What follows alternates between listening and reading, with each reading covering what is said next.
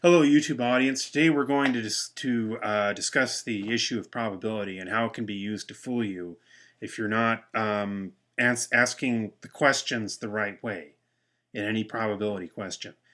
Look up on the internet the prosecutor's fallacy. That's a great example of how probability can be used to fool people if they're not really focused on thinking logically and not being swayed. In fact, we're going to consider our own form of the prosecutor's fallacy. The actual prosecutor's fallacy was a case in California where a couple was convicted of having committed a crime based on a fraudulent probability argument. Fortunately, it was overturned. But we're going to consider a possible courtroom case where we have, we'll call it the coin toss case. And we're going to think of it, it's a hypothetical case where the guilt or innocence of a client depends on whether a coin toss is heads or tails. Now, the defense would say heads or tails is 50-50. So it's not within a shadow of a doubt. But the prosecution would say no. Because the prosecution points out that we have 10 coin tosses and the first 9 tosses are heads. Now, and this is 50-50. I mean, it's not a weighted coin toss. It's 50-50 heads or tails. And we have the first 9 times are heads. And so the prosecution is going to say, by the law of large numbers, the 10th coin toss is far more likely to be tails. In fact, the probability is almost certain that it is going to be tails within the shadow of a doubt. And they might have another piece of evidence to say that together with this other evidence means that we have it within a shadow of a doubt, because the shadow of this, it might not be enough to establish a shadow of a doubt based on this, they would say, but based on this and other evidence, he did it. Okay. Well, the prosecution says, well, the probability of one head is 1/2. The probability of 2 heads is 1/4. 3 heads is 1/8. 4 heads is 1/16. 5 1/32. 6 1/64. 7 1/127. What am I saying? 128. Hello. 1/256, and then 1/512, and this would be 1/1024. So, well, if the probability of heads is 1024, they would say, what's the probability of tails? It'd be 1023 over 1024. That's, even without that other evidence, is within the shadow of a doubt. He's guilty, and if you're not thinking right and you're on the jury, you're gonna nod your head. Or you might be swayed by a more sophisticated argument that the probability of 9 heads in one, let's say, you might be persuaded by some kind of more sophisticated probability argument, like 10 choose 9, or something like that, or sometimes 1/2 to the 10th. Some of the more sophisticated probability arguments that they might give that might sway you. Well, let's consider the case where there are 99 heads. Isn't a tail destined to show up at that point?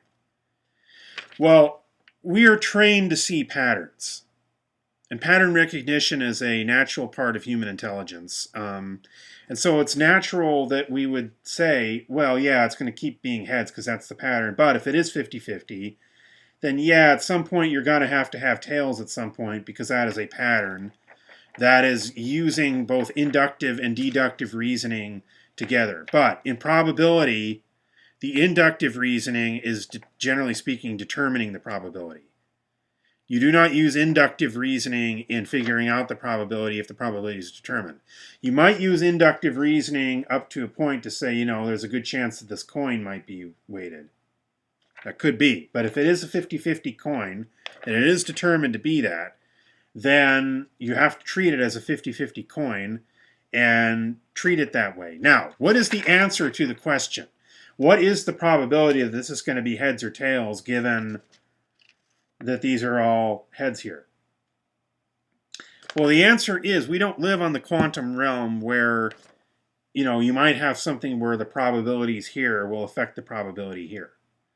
You have to exclude, juror, the first 9 probabilities here. And a good judge will say that you have to exclude, or the defense will point that out.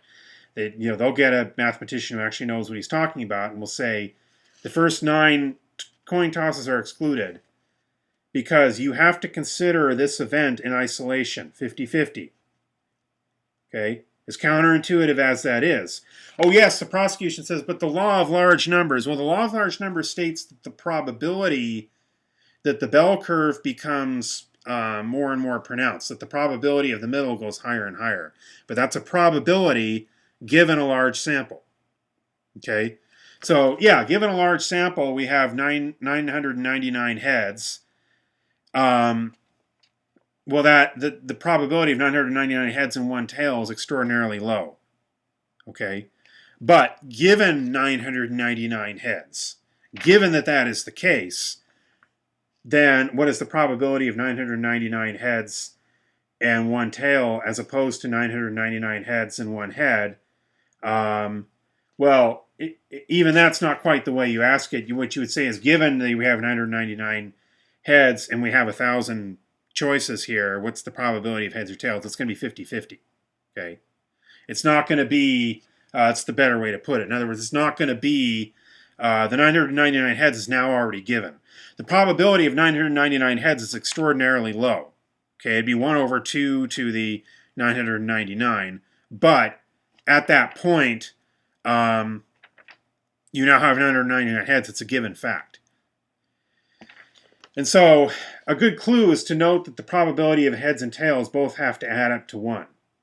Okay, the probability of T and the probability of H both have to add up to 1. Well, in actuality, the probability of 9 heads and 1 tail and the probability of 10 heads are both very low. And yet, for this to be, and yet the probabilities have to add up to 1 because this is heads or tails. And so the only way they can add up to 1 is if you exclude the first 9 tosses and you just say, okay, heads or tails, 50-50. That adds up to 1. Because if you try to consider all the first 9 tosses, you will get very low probabilities. It won't add up to 1, and that's paradoxical. It won't work. So if you're on a jury and a probability argument like this, I'm not saying probability arguments can't convict at times.